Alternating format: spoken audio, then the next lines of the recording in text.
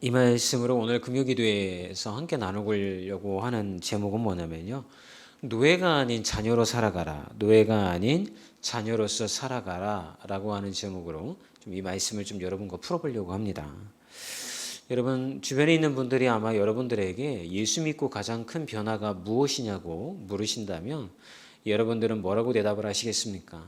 보통 사람들은 예수 믿고 나에게 일어난 가장 큰 변화 중에 하나는 내 영혼이 나중에 죽어서 천국 가는 겁니다.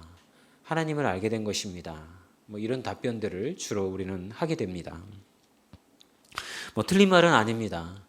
그런데 그렇게 대답을 하다가 보면 마치 이 땅에서의 삶은 아닌 것처럼 우리가 느껴지게 됩니다. 죽어서 천국 가는 게 예수 믿는 복이라고 한다면 굳이 이 땅에서 예수 믿는 사람들은 발버둥 치면서 살 의미가 없죠. 빨리 죽어서 천국 가는 게 낫지. 왜 이 땅에서 살려고 하느냐. 뭐 이렇게 또 물으면 사실은 우리는 할 말이 없게 되어지는 것이죠. 보다 구체적으로 이 땅에 살면서 예수 믿고 그렇다면 달라진 게 무엇이냐고 묻는다면 우리는 어떻게 대답해야 될까요? 사실은 오늘 이 말씀을 통해서 짧은 시간이지만 달라진 것 두 가지를 여러분들과 함께 나눴으면 좋겠습니다. 그리고 이 달라짐으로 인하여서 여러분의 신앙의 관점이 좀 노예가 아닌 자녀의 삶이 되었으면 좋겠습니다. 왜 노예가 되어지고 자녀가 되어지는지를 제가 좀 설명을 이제 해 나갈 텐데요. 우선 구체적으로 예수님 믿고 나서 우리 삶에 달라진 게 있다고 한다면 첫 번째는 하나님과 사귐의 태도가 달라진 것입니다. 오늘 8장 1절의 말씀을 보면 이런 말씀이 있습니다. 읽어볼까요? 그러므로 이제 그리스도 예수 안에 있는 자에게는 결코 정죄함이 없나니 라고 말합니다. 여러분, 이 말씀을 오해하는 사람들이 있습니다. 예수님을 믿으면 모든 죄가 용서함을 얻기 때문에 하나님이 죄를 정죄하지 않는다라고 그렇게 생각하는 것입니다. 여러분들도 그렇게 생각하시죠? 여러분들이 예수님을 믿었기 때문에 모든 죄가 용서함을 얻었기 때문에 하나님이 죄를 정죄하지 않는다라고 생각하고 있는 거죠. 이런 그리스도인의 시각을 반영한 영화가 있죠. 밀양이라고 하는 전도연이 출연했던 영화 보셨습니까? 하도 제가 얘기를 많이 해서 한 번은 정말 보셨으면 좋겠는데 그 영화가 뭐 우리의 신앙을 잘 담아낸 영화가 아닙니다. 사실은 반기독교적인 색채가 강한 그런 영화죠. 그 영화에서 전도연의 아들을 몸값 때문에 납치해서 죽인 학원 원장이 교도소에 수감이 되죠. 그래서 이제 예수님을 믿고 난 전도연이 이제 내가 정말 예수님 믿었으니까 그 사람을 용서해 줘야겠다는 마음으로 감옥을 찾아갑니다. 근데 딱 만났는데 이 사람이 그런 얘기를 하는 거예요. 누구누구 어머니, 저는 이 안에서 생명을 얻었습니다. 저의 모든 죄가 다 용서함을 얻었습니다. 뭐 그러면서 누구누구 어머니도 하나님을 만나셨으면 좋겠습니다. 저는 더 이상 죄인이 아닙니다. 뭐 이렇게 얘기를 하는 거예요. 여러분, 이건 심하게 감독이 비꼬는 거죠. 그리스도인들은 뻔뻔하다는 거죠. 자기가 죄 져놓고 나서 하나님이 회개하면 죄 용서를 다 해주셨기 때문에 나이는 더 이상 뭐 사과할 것도 없고 내가 죄를 지은 사람한테 용서를 구할 필요도 없고 그냥 하나님이 모든 죄를 다 사해 주셨기 때문에 나는 평안하게 살아갈 수 있다. 뭐 이런 식의 그리스도인의 뻔뻔함을 지적하는 장면이 바로 그 장면이 아닌가 생각이 됩니다.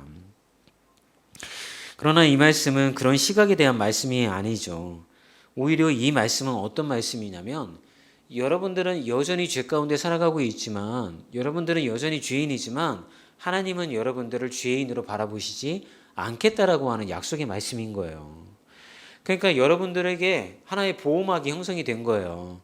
예전에는 사람들이 볼 때 하나님이 볼 때에도 너는 죄인이구나 라고 바라봤다고 한다면 예수 그리스도의 보혈의 은혜로 모든 죄가 다 사함을 얻었기 때문에 그리고 사해지기 때문에 누구든지 예수 이름으로 나오는 자들을 우리 하나님께서는 의인으로 바라보시겠다. 의인으로 취급하시겠다라고 하는 것을 이야기해 주는 게 바로 로마서 8장 1절의 말씀이라고 하는 것입니다.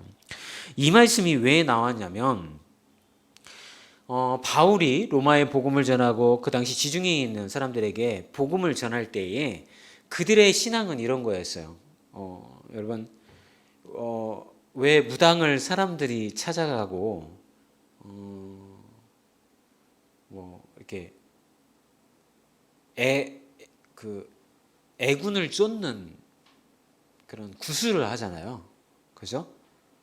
구술할 때에 그 무당이 영화관이나 이런 그때 보게 되어지면 대접을 잘해야 된다라고 이렇게 얘기를 하잖아요. 그래서 그 마음을 흡족하게 해줘야지만 애군이 떠나고 우리가 잘 살 수 있다. 뭐 병도 낫고 복도 받고 뭐 이렇게 얘기를 하잖아요.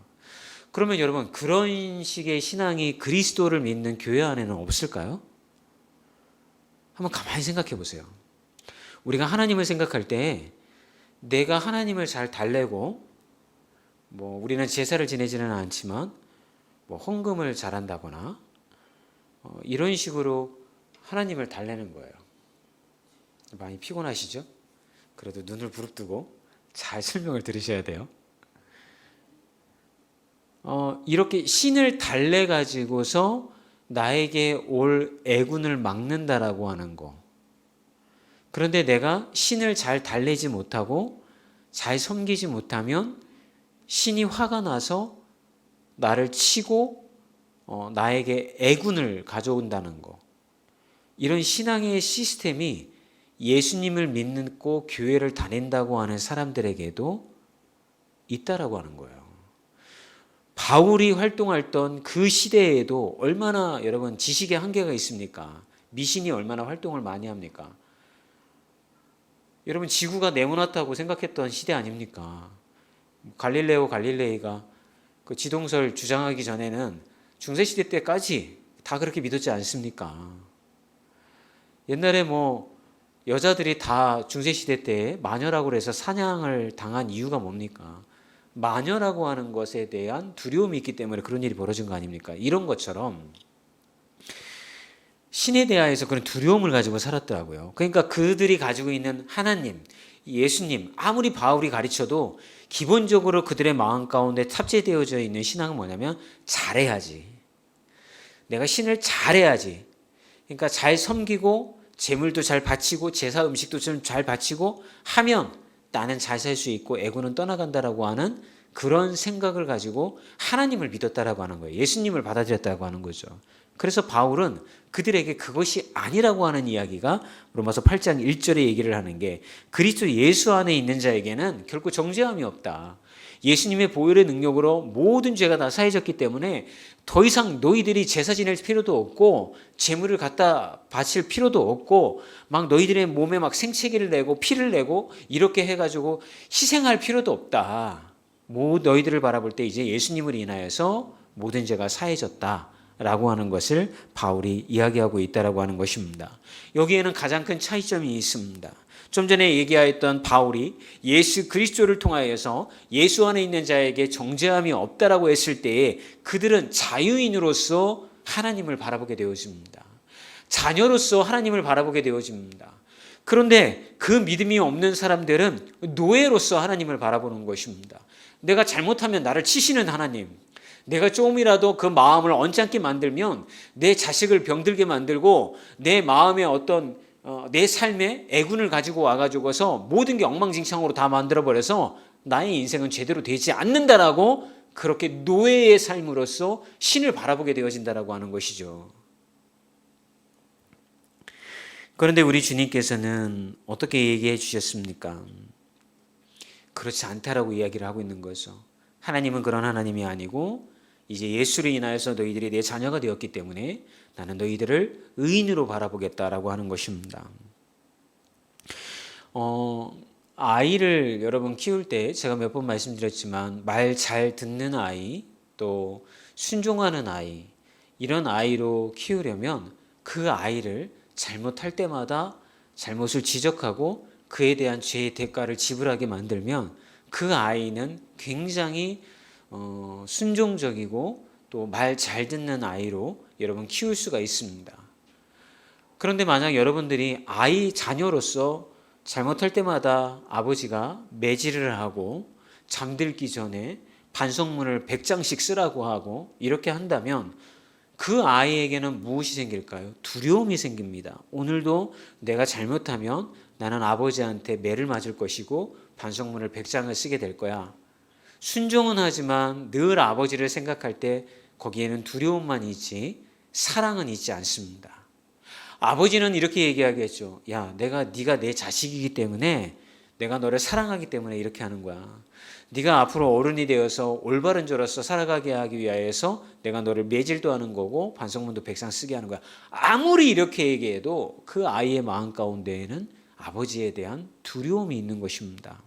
그런데 그 아버지가 만약에 때로는 매질도 할 수 있고 때로는 혼내킬 수 있지만 사랑으로 감싸주고 사랑을 부어주고 그 아이를 자녀로서의 그런 어떤 자긍심을 갖고 내가 아버지의 자녀이구나, 내가 아버지의 자식이구나 라고 하는 걸 느낄 수 있게끔 사랑해주면 여러분 그 아이는 어떤 마음을 가지고 살아갈까요? 자녀로서 살아가는 겁니다. 아버지를 두려움이 아닌 존경함과 사랑으로 바라보게 되어지는 거죠. 내가 어떤 일이 있든지 아버지는 나를 떠나지 아니하실 것이고 내가 어떤 어려운 가운데 있다 하더라도 아버지는 나를 돕기 위해서 오실 분이라고 하는 그 믿음과 확신이 그 자녀에게는 있다라고 하는 것입니다. 여기서 노예된 자와 자유인이 갈라지게 되어지는 것입니다. 이제 주님께서는 사도 바울을 통하여서 그 당시에 있었던 그리스도인들에게 그걸 이야기하고 있는 것입니다. 여러분 이제까지 수많은 시인을 섬겼지 않습니까? 노예로서 살아가지 않았습니까? 그렇다고 한다면 이제 여러분들에게 만나게 되실 예수 그리스도를 통한 하나님의 자녀가 된다라고 하는 것은 여러분들을 자녀로 바라봐 주시고 아버지로서 여러분들을 섬기는 그런 아버지가 여러분들에게 온 겁니다. 자유인으로서 아버지의 사랑을 누리는 그 신자가 되기를 바랍니다 라고 하는 메시지를 전해주고 있다라고 하는 것입니다. 그러면 여러분 이런 질문이 생각날 거예요. 목사님 그럼 자유인이니까 내가 망나니처럼 이렇게 살아도 아버지는 나를 떠나지 아니하고 사랑해 주시니까 괜찮겠죠? 내가 실수해도 그렇지 좀 실수해도 봐주십니다. 그런 사람을 철이 들들었다고 우리는 얘기를 합니다. 보통 철이 들면 우리는 어떤 태도를 보고 철이 들었다고 이야기합니까? 부모의 마음을 이해하는 자녀를 보고 철이 들었다고 얘기를 합니다. 내가 이렇게 행동하면 아버지가 너무 슬퍼하시겠지?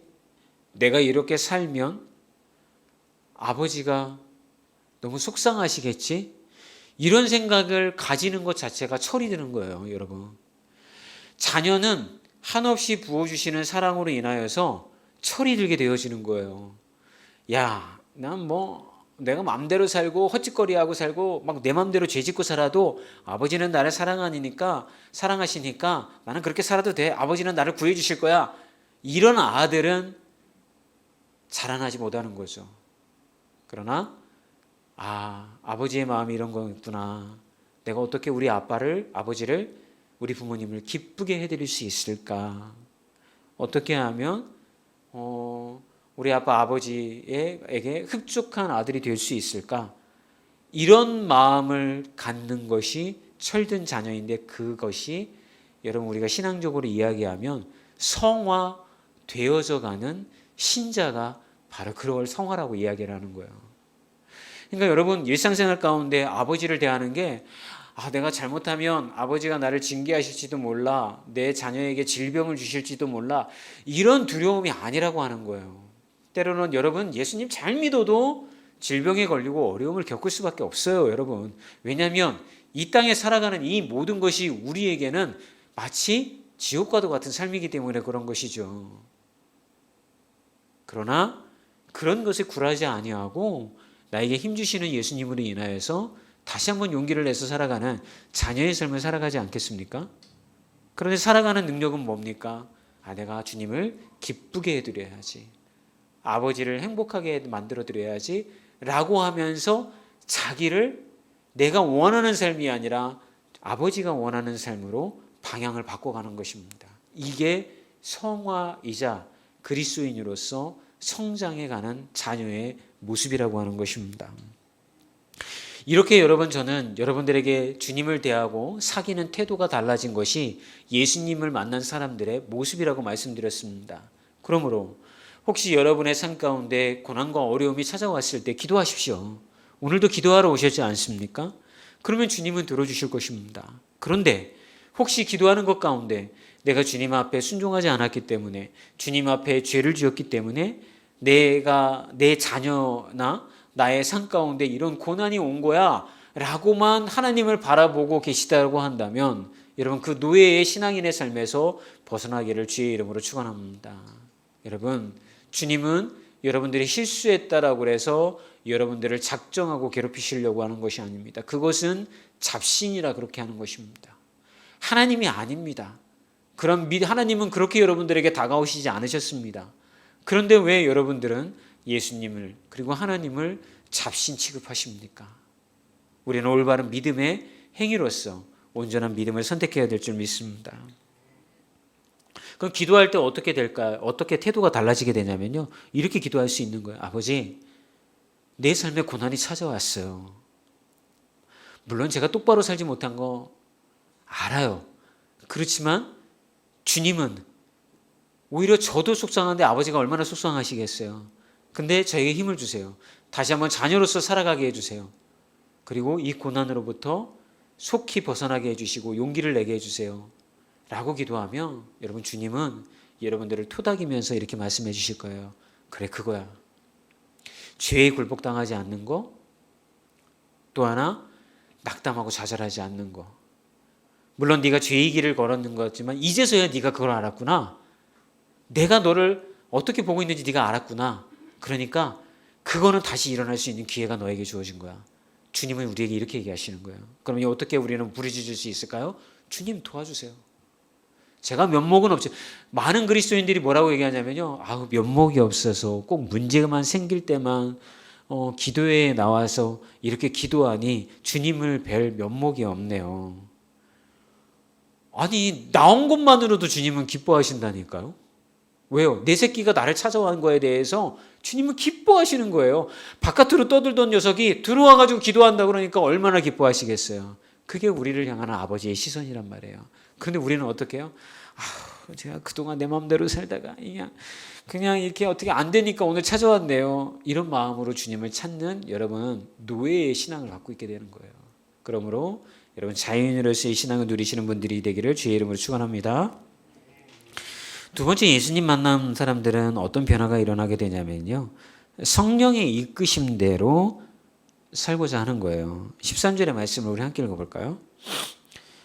너희가 육신대로 살면 반드시 죽을 것이로되 영으로서 몸의 행실을 죽이면 살르니 무릇 하나님의 영으로 인도함을 받는 사람은 곧 하나님의 아들이라.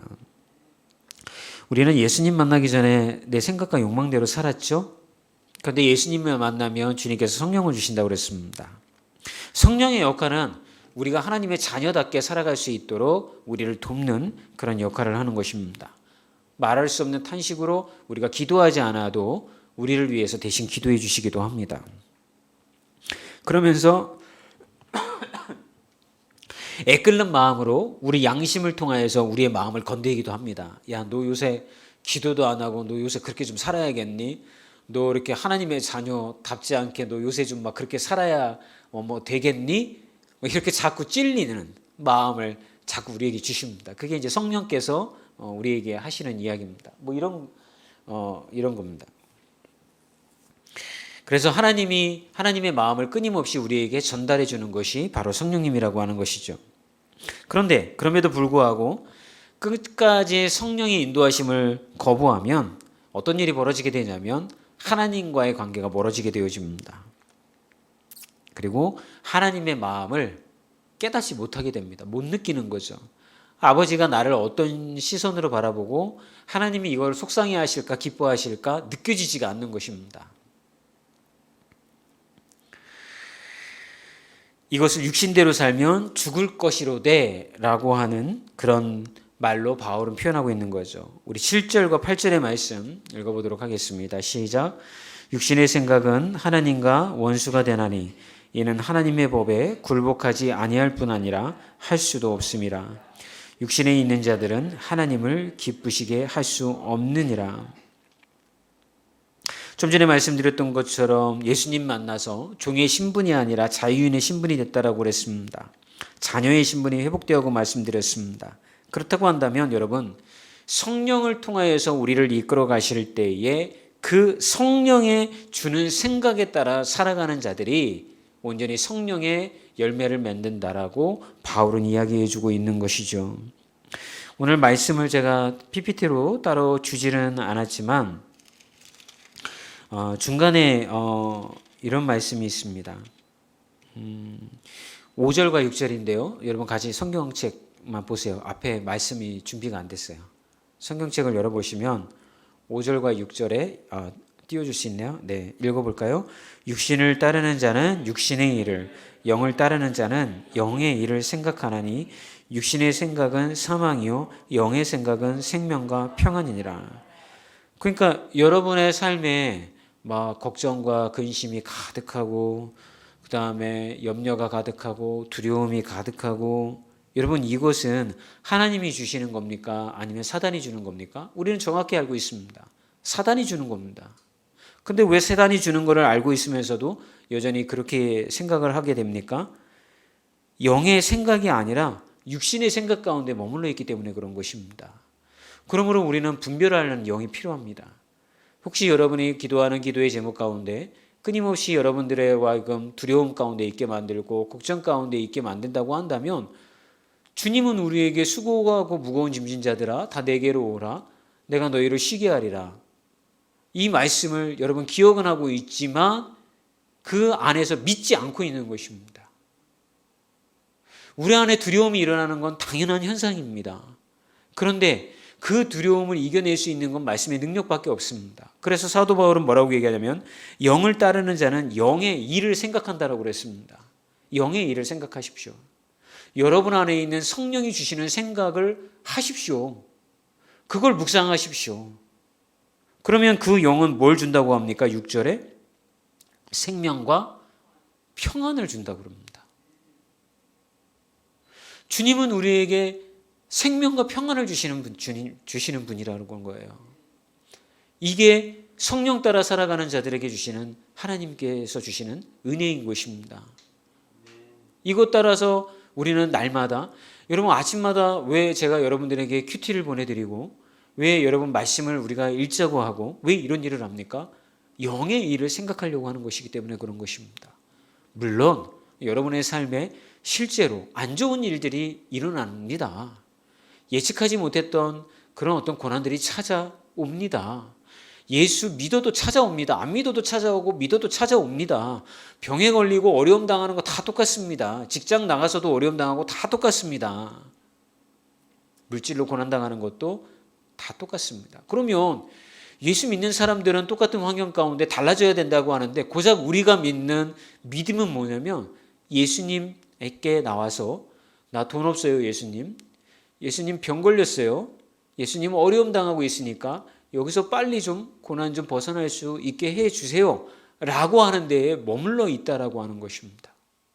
그 다음 단계까지 나아가지를 못합니다. 그것만 해결해 달라고 합니다. 그것이 해결이 되어지면 또다시 일상으로 돌아갑니다. 예수님은 없는 것처럼 살아갑니다. 그러면 생각해 보세요. 예수님 믿기 전과 뭐가 달라졌냐고. 예수 믿은 후에 고난 생겼을 때 예수님께 기도하고 찾아오는 것밖에 달라질 것이 없습니다.